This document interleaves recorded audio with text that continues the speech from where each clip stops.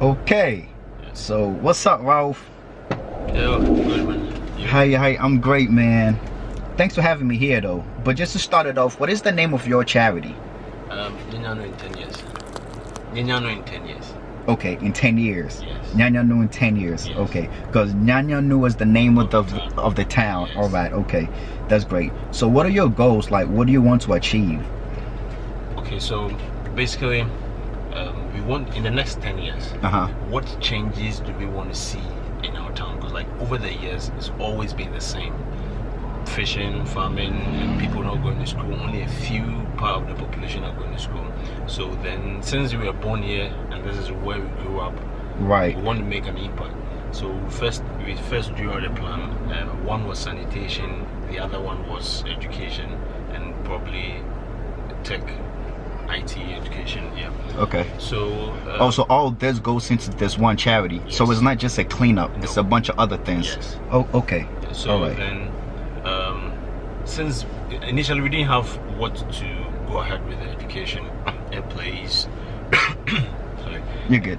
a place and laptops and books and stuff. So the easiest one to start with was the cleanup. Was the cleanup? Yes. Okay. So what you're saying is, also on the side, or as part of it, you kind of educate other kids in the neighborhood that don't actually have like a chance to go to school on IT material.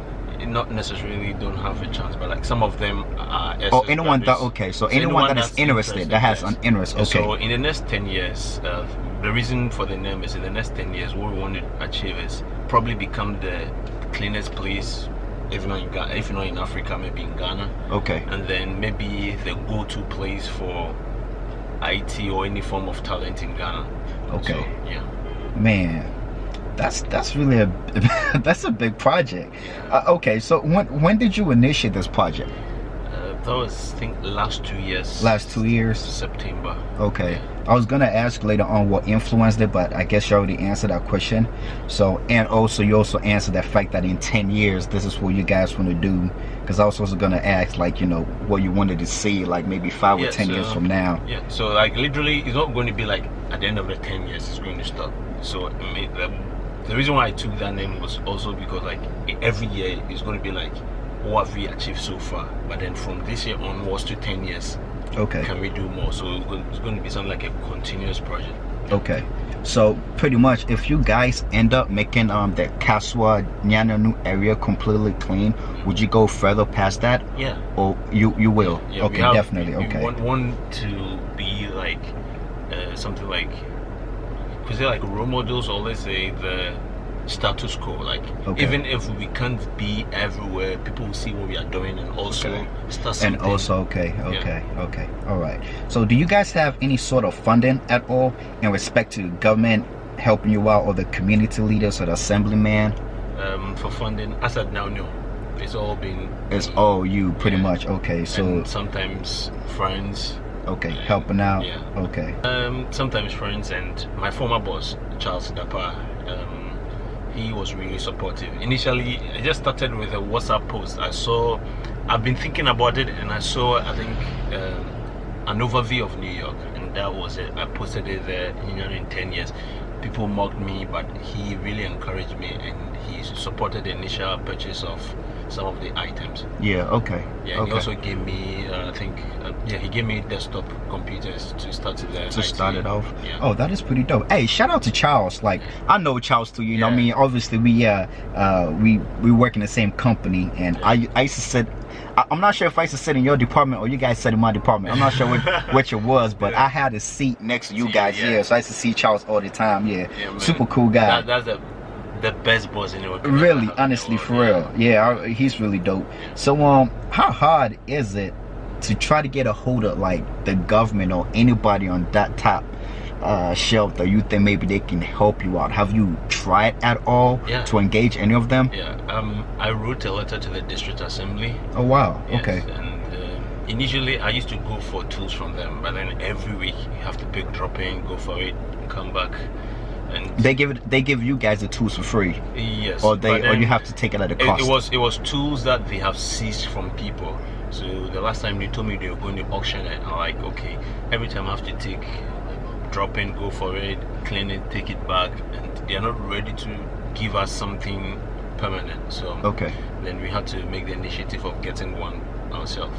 I also told the assemblymen, but none of them has been able to do anything. But so they don't really seem interested in your proposal, something of sort. I think they just have other challenges, so it's hard for them to kind of deviate from that. Probably, I wouldn't focus want on yours to say okay. Yeah, but I think we went to see the chief. About it, and he's been supportive. He said he's promised to support, but as of now, we haven't seen anything. But the only good thing he's done is he sent information out that second week of every month there wouldn't be any funeral in town that weekend, so people have to clean their own vicinity or something of sort. So but last 2 weeks was the time, and it was really bad. I mean, it was literally the same thing, like we were the only people doing it. So I think maybe more information need to go out, and then we need to engage people more. Okay, now I was gonna say a very important thought is, why can't the people just seem to just live right and keep their community clean? Because it's understood, right, to me, that there's either no depository site or there's just like a select few. It's just so small, but the people can self-manage. You know, at least put in trash in one specific areas, and then maybe you guys can convey it from there to the depository zone. You see what I'm saying?